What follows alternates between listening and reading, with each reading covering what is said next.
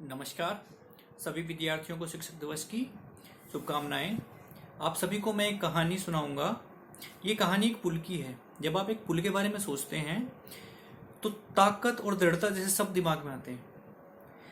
ये कहानी नियाग्रा नदी पर बने हुए पहले सस्पेंशन ब्रिज की है। बात 1840 की है। कनाडा और अमेरिका ने मिलकर अपने व्यापार को बढ़ाने के लिए नियाग्रा नदी पर एक पुल बनाने की सोची। तो उन्होंने एक प्रस्ताव किया कि नियाग्रा नदी पर एक पुल बनाना है। तो इसके लिए इन्होंने क्या किया कि जो भी टॉप इंजीनियर्स थे उनकी मीटिंग बुलाई।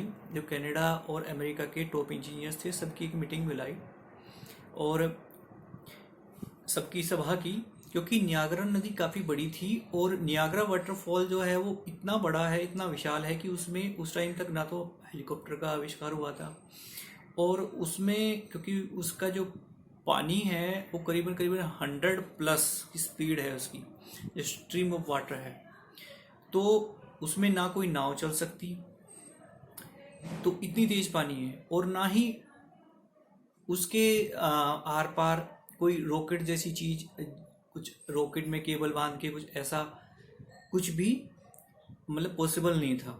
तो उन्होंने क्या किया कि जब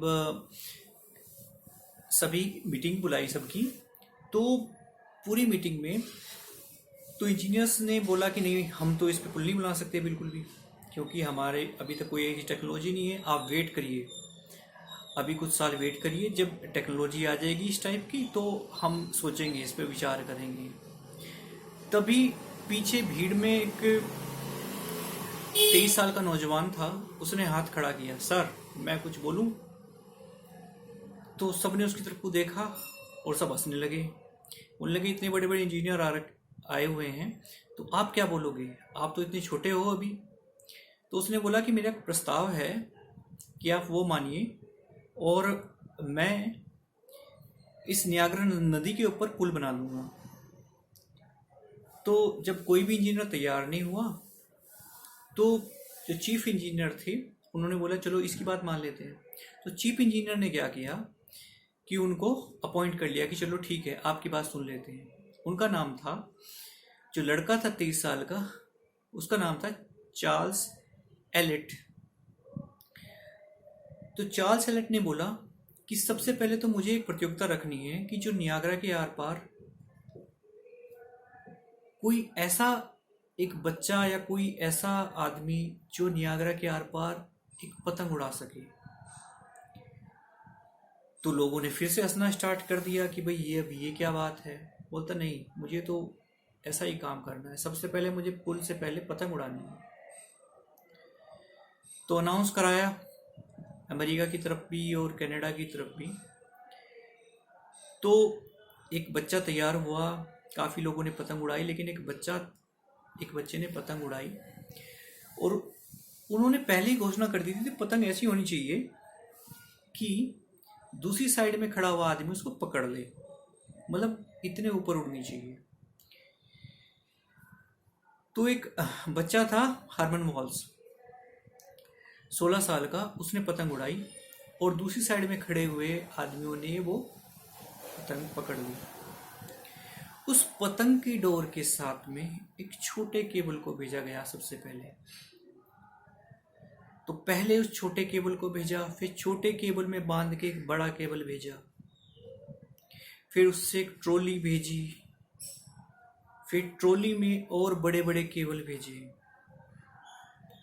और करीबन 4 साल के बाद में 1848 में जो पहला सस्पेंशन ब्रिज था नियाग्रा नदी के ऊपर, वो बनकर तैयार हुआ। तो पूरी कहानी का जो सार है वो ये है कि कोई भी चीज जिसको आप छोटी से छोटी समझते हैं, वो उसमें भी कोई ना कोई गुण छुपा होता है।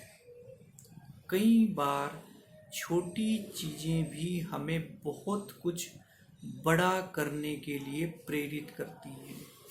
किसी ने भी ये नहीं सोचा था कि एक पतंग की सहायता से नियाग्रा नदी के ऊपर इतना बड़ा पुल बन जाएगा। ठीक है, तो आज की जो कहानी है वो हमें यही सिखाती है कि छोटी छोटी चीज़ें, छोटे छोटे स्टेप, छोटे छोटे छोटा छोटा जो भी आप अपने टाइम में जो भी कुछ आप अचीव करते हैं, आप उस पे ध्यान दीजिए, क्योंकि छोटी चीज़ों से ही हमें बड़ी चीज़ें करने की प्रेरणा मिलती है। जब आप छोटे छोटे टाइम में तैयारी करते हैं, तभी आपके मार्क्स, तभी आपके नंबर ज़्यादा आते हैं। धन्यवाद।